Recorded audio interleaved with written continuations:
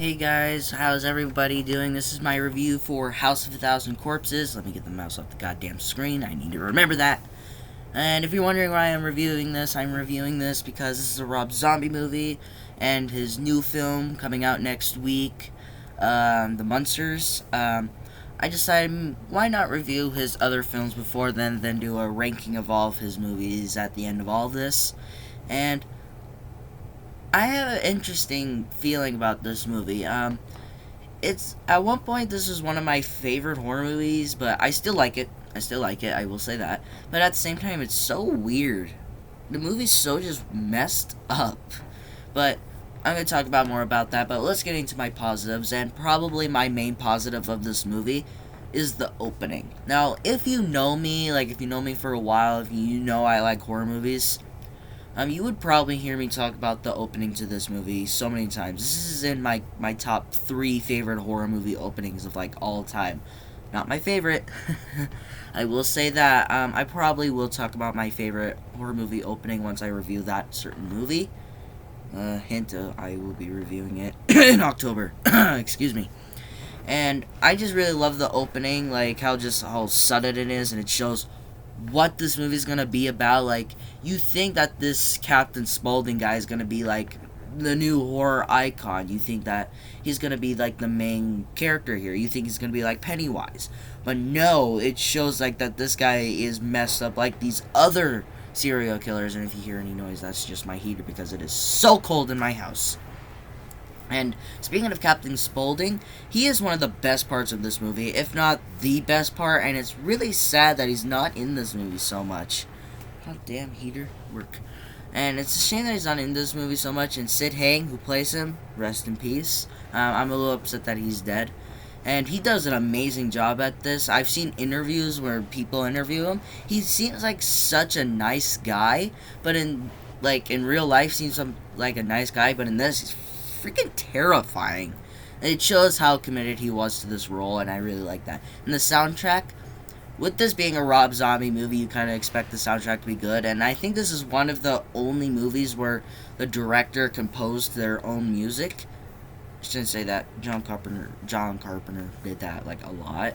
And yeah, I really liked how he did that, and I loved all of the callbacks and homages to Texas Chainsaw Massacre. And I talked a lot about that in my X review. Go check that out if you haven't. And if you guys don't know, Texas Chainsaw Massacre is my favorite horror movie, of all time. It's my favorite horror movie of all time, my second favorite movie of all time. And if you're gonna do homages to Texas Chainsaw Massacre, you already know it's gonna be a positive of mine. Even if it's a good or bad, it's always going to be a positive for me because I love that movie so much.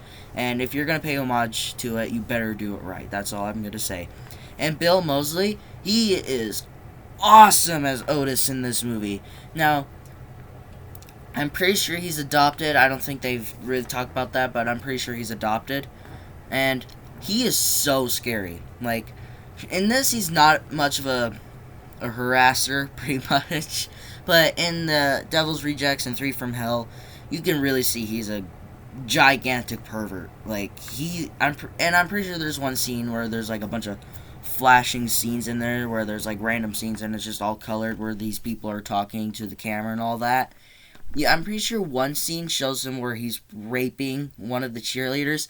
I don't know, or that he was just really messing them up, cutting them. Well, I guess you can call it rape, but we're not going to talk about that. He's awesome in this role, and if Rob Zombie does make a 4th movie, please don't do that. Hopefully he does better with Bill Moseley, because in 3 from Hell he was pretty good, but I want to see more of this character. Since Sid Haig, who plays Captain Spaulding, has passed away, at least he made Otis, trying to make Otis better in the other movies, which I really appreciate. Which I don't think a lot of movies really do that anymore. And I like how in the movie you can see the monsters playing on the TV. Now, it probably shouldn't be a big deal, but for me it's pretty funny how Rob Zombie, he's directing the new Monsters movie, and you can tell he's a Monsters fan, so maybe the Monsters movie won't be so bad because you can tell that he has respect and he has some love for the original series, so hopefully it does good with the new one. I don't know. But I highly doubt it because he's not a great director and not a great writer. Music's good, but some movies are not the greatest from him. And I don't even know what was going on with the ending of this movie, but I fucking loved it. Like with Earl, which was the ex-husband of the mother in this movie. What? I don't know. I don't even know. I loved that. It was really weird all over the place. I loved it. But I don't know what I watched then. I need answers, Rob. Jesus. And now with my negatives. I did not like the characters. Like, the survivors. Not the murderers, the survivors. I didn't like them too much. They felt pointless, and they weren't even trying to be enjoyable. They were more boring, if anything. They were more boring. Because if they lived or died, I'm like, I don't care. These characters kind of suck. But, I don't know. But, I don't know if Rob did that on purpose or he's just a shitty screenwriter. And, I didn't like the weird cutaway things like I was talking about with Bill Moseley and, like, maybe raping a girl or something. Well, I didn't like those. There was one person where it was just like, you're not in, this is hell. Earth is hell. Just pointing a gun at the camera and I go, cool. What the fuck was that? That's pretty much what I thought. Like, every cutaway, like, that wasn't part of the story. Like, apparently there was a girl raped by Bigfoot? Yeah. You don't believe me, watch the movie for yourself. There's pretty much a scene where this guy's, he says that his wife was molested by Sasquatch or Bigfoot. I don't understand anymore, dude. There's something in my nose. There's always something in my nose, isn't there? Baby's laugh. Fuck, it was so annoying. Like, is that Sherry Moon Zombie's laugh? If it is, I hate her laugh. That's not cool, man. So many red flags in this movie. Like, with the characters. There's one scene where Otis brings a dead feces in, like, a pickle jar. And the characters act like he's, like, just dragging mud on the floor. They're just like, what you got there? And I'd be like, let's get out, because that is a dead fetus. But nope. And like Baby, like how she says like she likes to cut off dolls' heads and bodies and put them outside their house, I'd be like, cool. I'm just gonna go wait on the side of the road and just go hitchhike. Yeah, I'm not gonna deal with you. Bye-bye.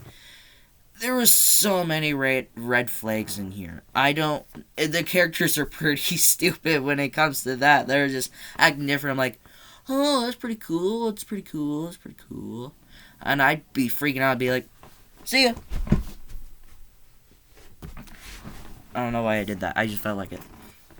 And there was like the world's longest kill in there where Otis is just pointing a gun at this cop and it takes like 3 minutes for him to shoot him. And it goes, if the song that was playing during like the whole montage just ends and it just goes to the song and just go. Just like this. And I like to make a joke where Rob's behind the camera is like, okay, I'm just gonna need you to hold up that gun for a little bit longer. Okay, I'll tell you when to shoot him. Okay. And don't pull the trigger yet. Don't do it yet.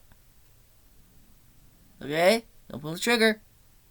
Okay, now pull the trigger. Okay, we finally got the shot. That's pretty much what the scene was, but yeah, that's all my negatives. That's what my thoughts are on this movie. And for me personally, I would recommend that you go out and buy this movie for yourself. This movie is messed up. This movie is weird. That it works for me.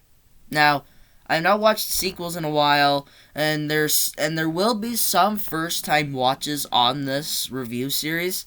What movies have I not watched? I have not watched Lords of Sam or 31. I have watched his other ones, but there will be 2 movies on here I have not watched, and they will be first-time viewings for me. So, 31 and Lords of Salem, you will give my first viewing on the movie. like what my thoughts are, and maybe they'll change over time. Because when I first watched this movie, I did not like it. I thought it was pretty stupid. I thought it was weird. But the more I watched it, the more weirdness, the more creepiness, you could say, it works for me now. Because for some reason it just works for me. But for me, I would say if you go out and buy it, if you like weird like 70s horror. And if you're into Rob Zombie music, you might be into this movie. And you can tell this is a Rob Zombie movie, but too. But if you guys enjoyed this review, please like and subscribe and hit the bell notification so you will not miss any more of my videos. But until next time, take care.